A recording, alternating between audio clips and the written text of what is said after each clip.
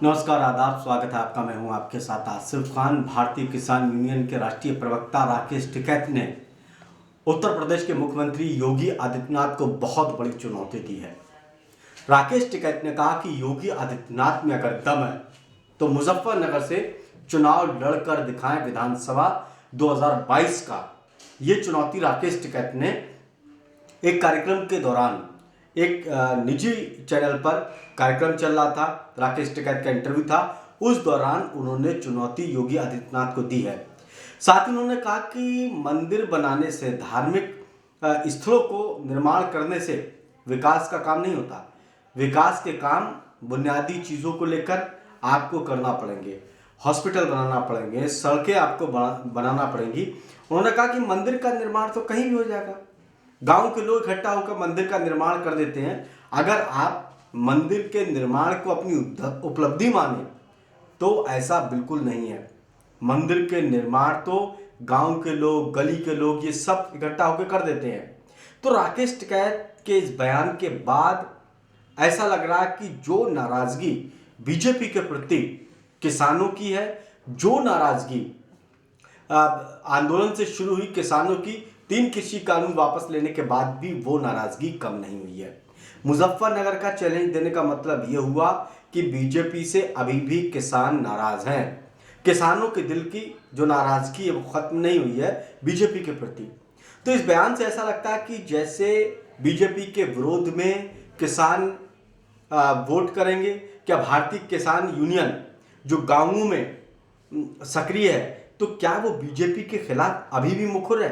क्या बीजेपी के खिलाफ वोट डालने के लिए गांवों में एक माहौल बनाया जा रहा है किसानों के जरिए? और क्या 2022 के विधानसभा चुनाव में बीजेपी को बहुत बड़ा नुकसान हो सकता है?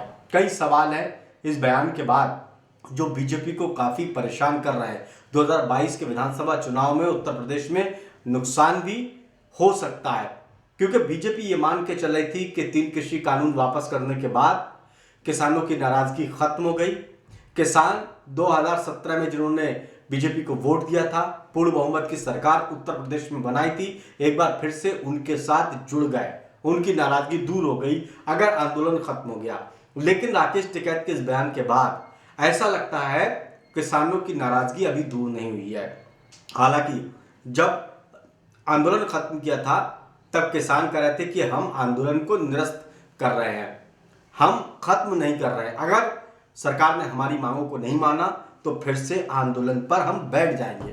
तो इस बयान के बाद अब ऐसा लग रहा है कि जो दिल में नाराजगी बीजेपी के प्रति, बीजेपी की सरकार के प्रति, राज्य की सरकार के प्रति थी, वो नाराजगी आज भी दिखाई दे रही है। दूसरी चीज राकेश टिकैत ने कहा कि गन्ने का मूल्य सबसे कम इन 3 मुख्यमंत्रियों के राज्य में अगर बढ़ा है तो वो योगी आदित्यनाथ के राज्य में बढ़ा है।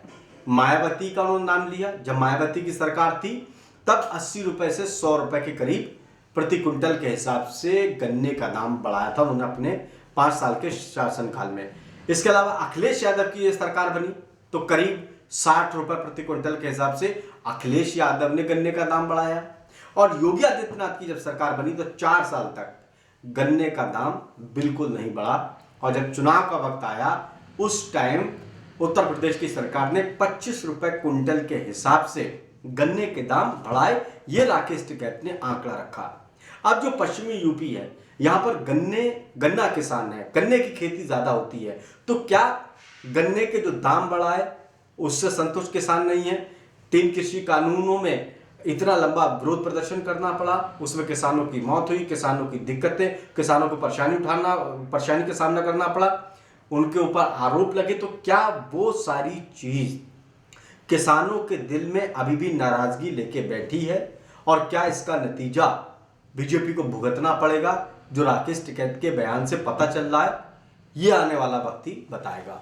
फिलहाल बीजेपी की मुश्किलें बढ़ना लाजमी है, इस बयान से ऐसा ही लग रहा है। नमस्कार।